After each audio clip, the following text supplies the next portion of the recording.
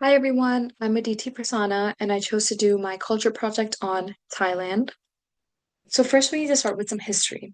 The area of present-day Thailand was inhabited by the kingdoms of Mon and Khmer, and Thai-speaking people believed to have originated from modern-day Vietnam began to enter and conquer parts of this area in the 7th century.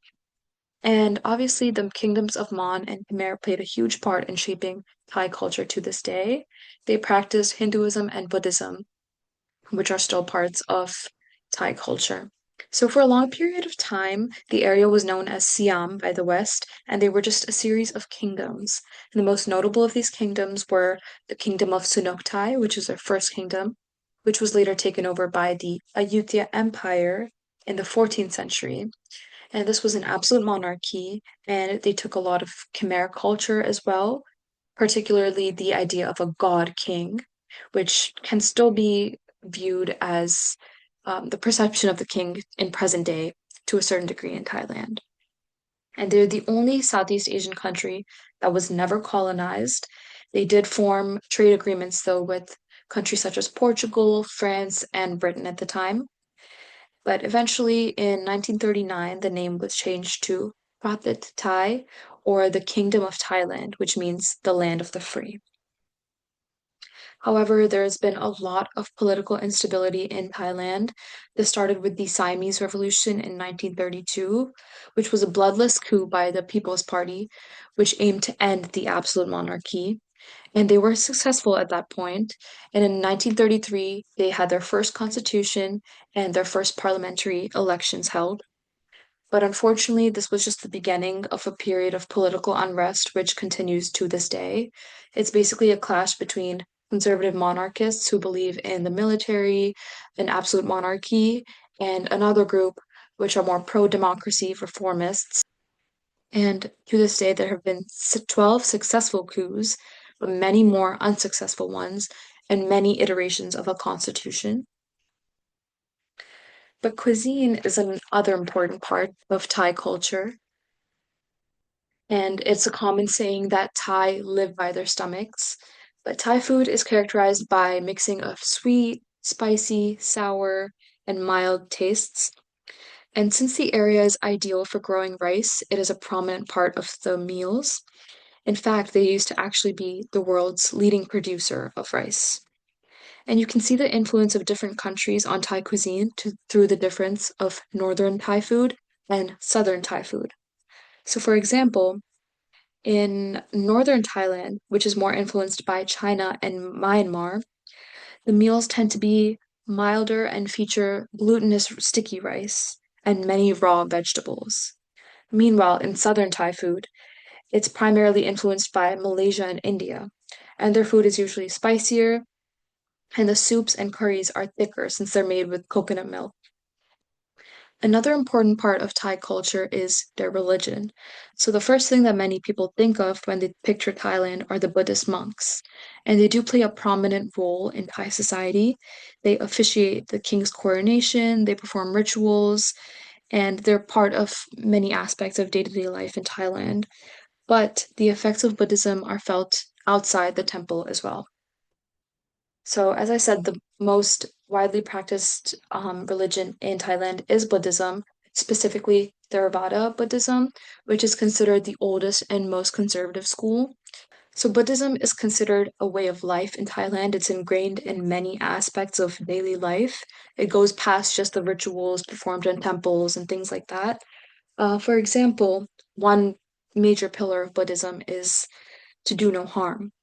And in Thailand, they have a saying is to tolerate others' actions and expect them to tolerate one's own. So this is also seen in the way that religion is actually addressed in the country. So all religions have the freedom to practice their religion. The biggest religious minority, though, is Islam, but there's also a lot of Christians and Hindus in the country. Entertainment also plays a huge role in Thai culture. Pictured here is their masked dance drama form called Khan. It usually depicts the Thai version of an Indian epic called the Ramakien. And the Khan later translated into the lakon, which are soap operas. They're usually on the shorter side, 15 to 20 episodes. They don't have multiple seasons usually, and they follow common themes and storylines. And a common one is good winning over bad, which is actually also the theme of the Ramayana. They do also use TV as soft power both globally and nationally. So the BL and GL, which is boys love and girls love industry, these are shows that focus on queer couples, and they are huge in popularity, not only in Thailand, but all over the world. And once the government saw the popularity of these worldwide, in 2024, the Thailand Ministry of Commerce actually signed a deal with a lot of GL and BL production houses to promote Thai products. And not only that, but it brings in a lot of revenue for the country, not only through the viewership of these shows, but also through tourism, since people want to see the locations where things were filmed and try the foods and things like that. And later we will also see how it is used at a national level.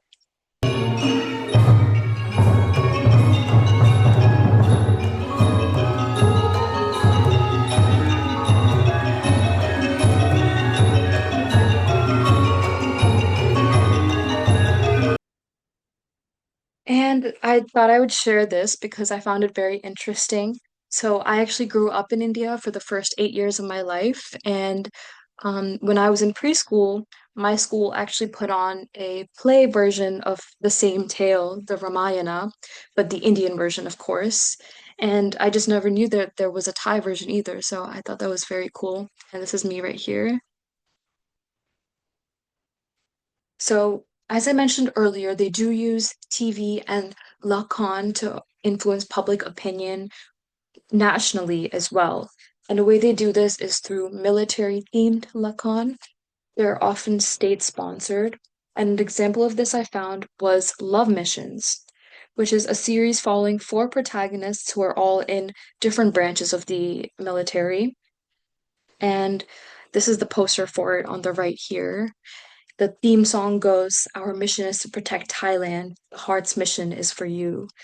And it was aired by Channel 7, which is owned by the Royal Thai Army.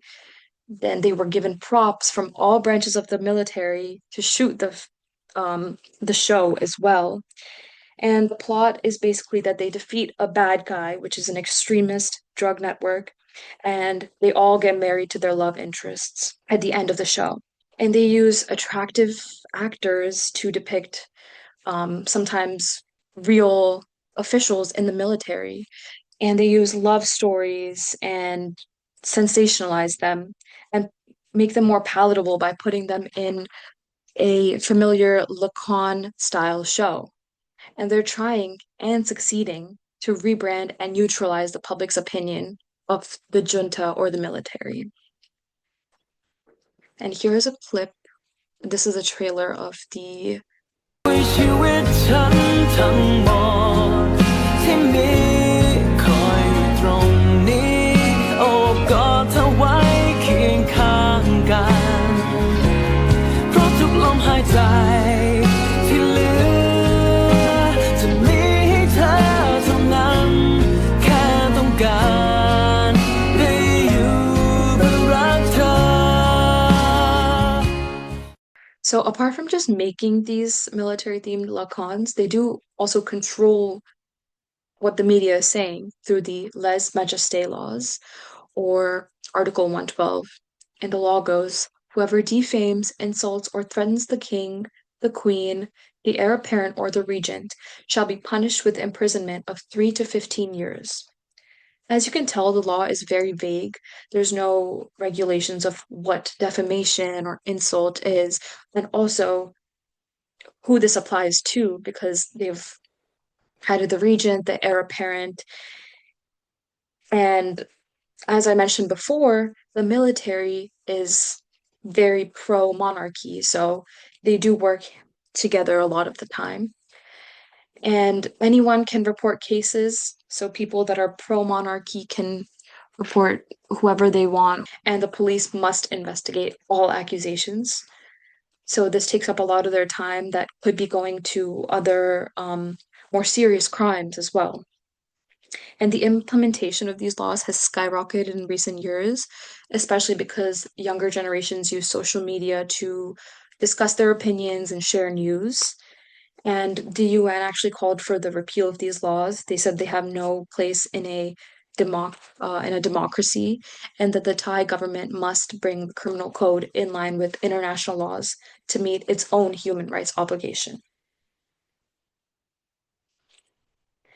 And here are my references in order.